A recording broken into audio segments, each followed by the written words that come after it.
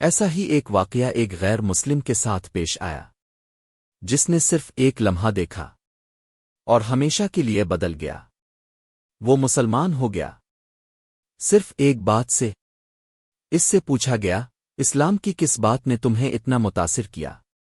وہ بولا، رسول اکرم کی مجلس سجی ہوئی تھی، لوگ بیٹھے تھے، دلوں میں امید تھی۔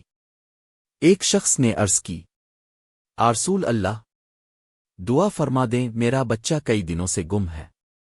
ابھی دعا کے لیے ہاتھ اٹھے بھی نہ تھے کہ ایک شخص کھڑا ہوا، کہا، رسول اللہ، میں ابھی فلاں باغ سے آ رہا ہوں۔ وہ بچہ وہاں دوسرے بچوں کے ساتھ کھیل رہا تھا۔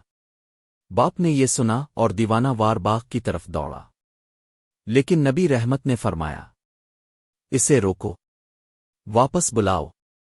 وہ راکا لوٹا اور عرض کیا، رسول اللہ، اب جانتے ہیں ایک باپ کے جذبات کیا ہوتے ہیں؟ فرمایا، ہاں، خوب جانتا ہوں، لیکن تمہیں واپس بلانے کا ایک مقصد ہے۔ جب باغ جاؤ اور اپنے بیٹے کو کھیلتا دیکھو تو اسے ای بیٹا کہہ کر مت پکارنا، اس کا نام لینا۔ باپ نے حیرانی سے پوچھا، رسول اللہ، میرا بیٹا ہے، بیٹا کہوں گا تو کیا حرج ہے؟ نبی کریم کی آنکھوں میں درد تھا، آواز میں مہربانی تھی۔ فرمایا، تم کئی دنوں بعد ملے ہو، تمہارے لہجے میں بلا کی محبت ہوگی، لیکن تم نہیں جانتے وہاں کوئی یتیم بچہ بھی کھیل رہا ہوگا۔ جب وہ تمہیں اپنے بیٹے کو بیٹا بیٹا کہہ کر بلاتے سنے گا تو اس کے دل پر چوٹ لگے گی، وہ دل ہی دل میں کہے گا، کاش آج میرا بھی باپ ہوتا، مجھے بھی کوئی بیٹا کہہ کر بلاتا۔ پھر فرمایا، یہ شوق گھر جا کر پورا کرنا۔ مختصر توقف، جذبات میں گہرائی۔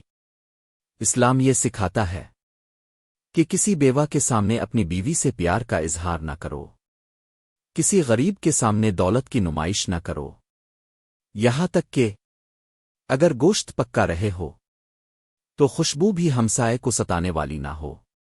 یہ سن کر اس غیر مسلم نے کہا، بس یہی لمحہ میری ہدایت کا سبب بن گیا، مجھے پتہ چلا اسلام کیا ہے۔ آہستہ پرسکون اختتام۔ یہی ہے اسلام کا حسن، دلوں کا دین، رحمت کا پیغام اور انسانیت کی معراج۔